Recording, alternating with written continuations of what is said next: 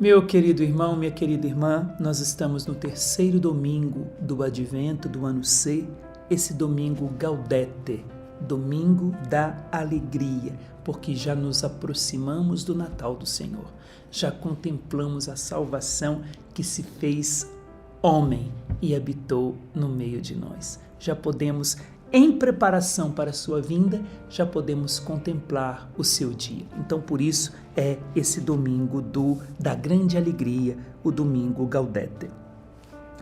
E hoje nós vamos ficar com o Evangelho de Lucas, capítulo 3, versículos de 10 a 18, que é a continuidade do Evangelho do domingo passado. Naquele tempo, as multidões perguntavam a João: "Que devemos fazer?" João respondia: "Quem tiver 2 túnicas, dê uma a quem não tem, e quem tiver comida, faça o mesmo." Foram também para o batismo cobradores de impostos e perguntaram a João: "Mestre, que devemos fazer?" João respondeu: "Não cobreis mais do que foi estabelecido." Havia também soldados que perguntavam: "E nós, que devemos fazer?" João respondia: "Não tomeis à força dinheiro de ninguém, nem façais falsas acusações. Ficais satisfeitos com o vosso salário." O povo estava na expectativa e todos se perguntavam no seu íntimo se João não seria o Messias. Por isso, João declarou a todos: "Eu vos batizo com água, mas virá aquele que é mais forte do que eu. Eu não sou digno de desamarrar a correia de suas sandálias. Ele vos batizará no Espírito Santo e no fogo. Ele virá com a pá na mão, vai limpar sua eira e recolher o trigo no celeiro, mas a palha ele a queimará no fogo que não se apaga." E ainda de muitos outros modos, João anunciava ao povo a boa nova. Vamos lá. Eu não sei se você percebeu, claro que tenha percebido, mas nós vemos aqui a mesma pergunta feita por 3 grupos diferentes. O primeiro grupo, a multidão; o segundo, cobradores de impostos; e o terceiro grupo, os soldados. E qual pergunta foi feita pelos 3 grupos? O que devemos fazer? João estava batizando e todas as pessoas que vinham a ele, então esses três grupos perguntaram: o que nós devemos fazer? Ou seja, diante do rito batismal de João, diante daquele rito de conversão, diante daquele rito penitencial, os homens, esses 3 grupos queriam saber, qual é a minha colaboração? O que eu devo fazer então para viver a partir desse rito penitencial? E também deveria ser uma pergunta minha e sua diante do batismo que nós recebemos. Já que fomos batizados, e agora? O que devemos fazer? Que tipo de vida devemos viver? É isso que o domingo de hoje quer nos levar. Diante do nascimento de Jesus que está às portas, o que devemos fazer? Qual deve ser a nossa maneira de viver a partir de agora? E essa foi uma pergunta que também aquele jovem rico fez. O que eu devo fazer para ter, para merecer, para herdar a vida eterna? Então, ou seja, o que cabe a mim? Já que Deus fez por mim, me dando batismo, me erguendo, me levantando, me enxertando no Cristo, me dando a graça de participar da vida de Deus e de participar da vida trinitária, e agora? A mim, o que cabe a mim a fazer? Diante do nascimento de Jesus que está aí, diante da salvação que o Pai está me propondo, a partir do nascimento de Jesus, eu, como pessoa, e quero proclamar esse Jesus como meu Salvador pessoal, o que eu devo fazer então? Que santidade de vida eu devo viver? Qual é a minha maneira de viver? O que nós devemos fazer? Então, ou seja, como eu disse, é o nosso comprometimento com a preparação para a vinda de Jesus. Não só a primeira no Natal, mas nos preparar para a vinda gloriosa do Senhor quando ele vier para julgar os vivos e os mortos, a sua vinda gloriosa. Agora, é interessante que essa palavrinha, esse verbo fazer, se nós buscarmos esse verbo no grego, aqui no Evangelho, em tantos outros Então, em tantas outras passagens bíblicas, como eu vou mostrar para você, o que significa essa palavra fazer? Ela também poderia ter sido traduzida com outras palavras do nosso português, porque ela traz também como significado produzir. Então, ou seja, o que eu devo produzir a partir de agora? Produzir frutos, frutos que mostram a minha conversão. Então, o que eu devo produzir? O que eu devo praticar? O que nós devemos agir? Como nós devemos construir? Como que nós devemos modelar? E esse modelar também seria fabricar algo a partir de um modelo. Então, ou seja, como que eu devo fabricar a minha vida? A partir de um modelo que é Jesus, a partir do modelo que é a salvação de Jesus. Era isso que esse povo estava perguntando para João. O teu batismo é um batismo de penitência, de iniciação, não como batismo para me tornar filho de Deus, mas um batismo penitencial para me iniciar nesse desejo de buscar aquele que pode me tornar filho de Deus, que é o próprio Jesus. Agora, o batismo sacramental que nós recebemos nos iniciou na vida de Deus. Então, a partir de agora, essa também deveria ser a nossa pergunta. Já que eu recebi a salvação de Jesus pelo batismo, o que eu devo fazer agora? Como que eu devo me portar? Como que eu devo construir? O que eu devo produzir a partir de agora? E mais, como que eu devo fabricar, construir a minha vida a partir de um modelo estabelecido? E esse modelo estabelecido é o próprio Jesus. É interessante que nós precisamos, na verdade, esse perguntar o que nós devemos fazer, o que nós devemos praticar, o que nós devemos produzir como frutos, é, na verdade, o nosso comprometimento e a nossa obediência a Deus. Quer ver, por exemplo, se nós pegarmos Mateus, Evangelho de Mateus, capítulo 1, versículo 24, nós vamos dizer assim. Vamos ver assim, quando acordou José daquele sonho. Quando acordou, José fez conforme o anjo do Senhor tinha mandado e acolheu sua esposa. Então, ele fez. É aquela pergunta, o que nós devemos fazer? Fazer aquilo que José fez. Obedecer de forma rápida, pronta às inspirações de Deus. Então, viver na presença do Salvador, receber Jesus no Natal, ou qualquer mudança de vida que eu e você precisamos ter, é aprender a fazer como José, fazer tudo aquilo que o Senhor mandar. Então ele acordou e José fez conforme o anjo do Senhor. Então, ou seja, o que nós devemos fazer? Fazer conforme aquilo que o anjo do Senhor nos diz para fazer. Ainda o Evangelho de Mateus, capítulo 3, versículo 8, diz assim: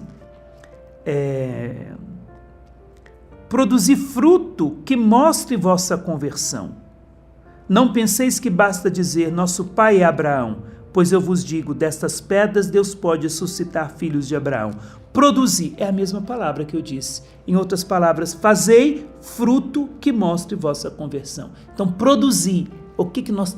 A pergunta é essa, o que nós devemos produzir? Produzir frutos de santidade, frutos que mostrem a vossa conversão. É palavra de Deus. Depois, se nós pegarmos o Evangelho de Lucas, capítulo 18, versículo 18. É fácil para a gente decorar. Lucas 18, 18 diz assim: um homem de alta posição perguntou-lhe, bom mestre, que devo fazer para herdar a vida eterna? E aí é a passagem do jovem rico. O que eu devo fazer? No final, Jesus diz, vai, vende tudo o que tens e dá aos pobres e terás um tesouro no céu. Então, ou seja, depois vem e segue-me. O que nós devemos fazer? Então, colocar a nossa vida à disposição de Deus e seguir a Jesus de Nazaré. Tá vendo? Aqui já está a resposta. Nós encontramos as respostas para essas perguntas na própria palavra de Deus, com o mesmo verbo, com a mesma palavra. Se nós buscarmos em Atos, capítulo 2, versículo 37 até o 38, nós vemos assim: quando ouviram isso, a pregação de Simão Pedro. Depois do cenáculo, Pedro, cheio do Espírito Santo, começa a pregar. Quando ouviram isso, ficaram com o coração compungido os primeiros discípulos, as primeiras conversões, e perguntaram a Pedro e aos outros apóstolos: irmãos, o que devemos fazer? Pedro respondeu: convertei-vos e cada um de vós seja batizado em nome de Jesus Cristo para o perdão de vossos pecados e recebereis o dom do Espírito Santo. Eles tinham o coração compungidos, feridos pela própria pregação, pela própria palavra, e perguntaram: e agora, o que é que nós devemos fazer? Convertei-vos e sejam batizados no nome de Jesus e recebereis o dom do Espírito. Está aí a resposta para essa mesma pergunta feita por 3 grupos diferentes. O que devemos fazer? Conversão, minha gente. Nós estamos no terceiro domingo, é o domingo da alegria, Gaudete, porque nós já estamos, Gaudete, porque já estamos aí às vésperas do Natal, já estamos aí nas portas do Natal, e diante do Natal, o que devemos nós fazer? Devemos nos converter, produzir frutos que mostrem a nossa conversão. Depois, se nós continuarmos no Evangelho, nós vamos ver uma frase belíssima de João Batista que diz: eu não sou digno de desamarrar a correia de sua sandália. A sandália, o que é a sandália aqui na Sagrada Escritura? Essa sandália nós encontramos lá no livro de Ruth, capítulo 4, versículo de 7 a 8. É muito interessante, nem sei se eu vou ler, mas devo ler só esses versículos. A palavra de Deus diz assim, aqui no livro de Ruth, que havia, é chamado de sandálias do Redentor ou do Resgatador.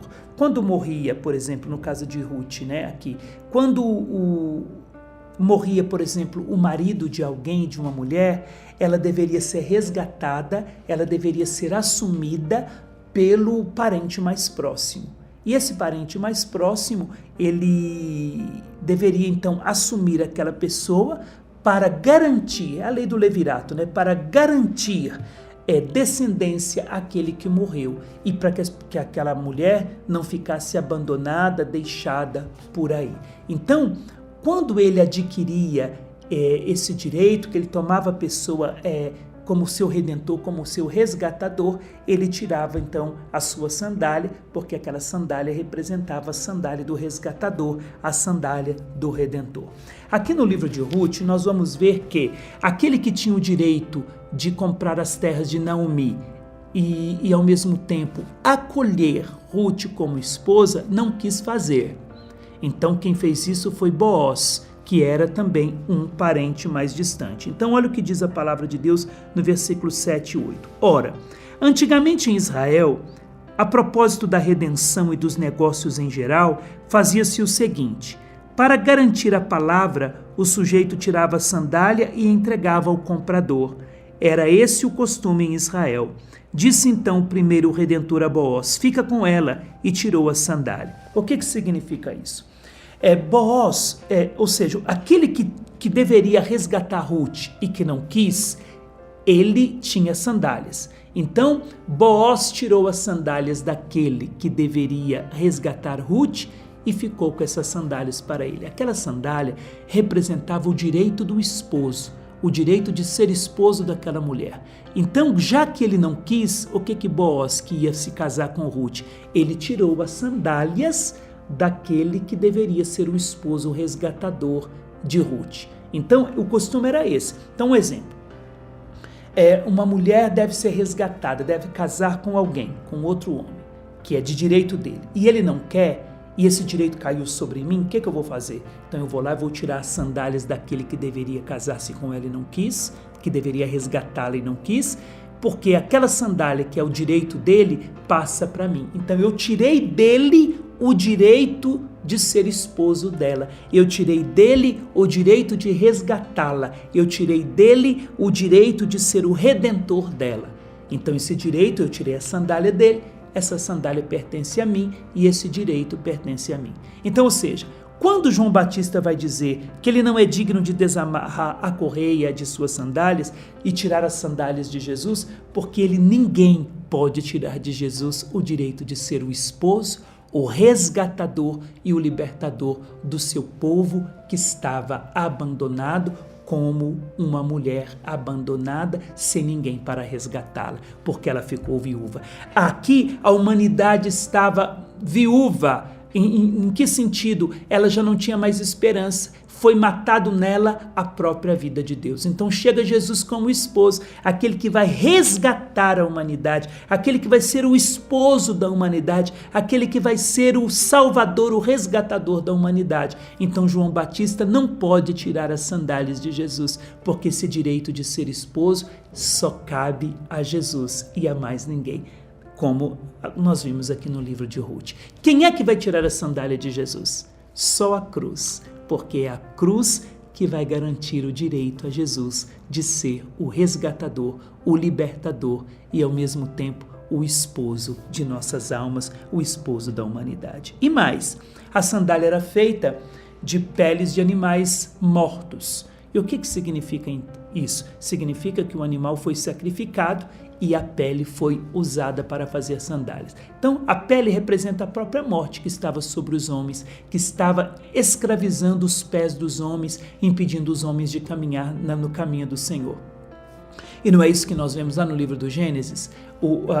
A serpente seria esmagada na sua cabeça, mas o calcanhar seria picado pela serpente, para nos impedir de caminhar retamente, de modo rápido nos caminhos do Senhor. Então, ou seja, o homem já trazia nos seus pés a própria morte. Quando Jesus está de sandálias, significa que a morte que pesava sobre o homem, ele está com essa morte sobre si mesmo. Ele assume a própria morte. Por isso que lá em João 13 ele lava os pés dos discípulos para tirar a morte dos pés dos discípulos e fazer dos pés dos discípulos pés de mensageiro. Então ele tira a morte dos nossos pés e nos dá pés de mensageiro, dá à humanidade novos pés para anunciarem o Evangelho. Então ele assume nos seus pés a nossa própria morte, o seu próprio sacrifício, porque o animal que foi sacrificado, aqui Jesus seria o próprio cordeiro sacrificado para tirar dos nossos pés a própria morte. Então João Batista não pode tirar. Aqui não é só humildade, não.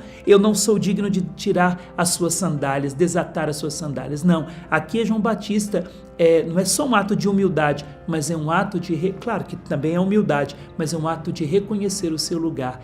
Eu não sou o esposo, eu não sou o Messias, eu só preparo o seu caminho. Ninguém tem o direito de tirar de Jesus essa missão de ser o esposo, o resgatador da humanidade, o resgatador dos homens. Por isso, meu irmão, minha irmã, essa é a nossa grande alegria nesse terceiro domingo do Advento. Devemos cantar de alegria, como diz o profeta Sofonias: canta de alegria a cidade de Sião, rejubila, povo de Israel, pula de alegria e exulta, porque o Senhor está vindo. Ele é o nosso resgatador, o nosso libertador, e ninguém pode tirar as sandálias do resgatador, porque é Ele que tira dos nossos pés a própria morte. É isso que vamos contemplar no Natal, o menino que vem para morrer no nosso lugar. Que o Senhor lhe abençoe. Ele que é Pai, e Filho e Espírito Santo.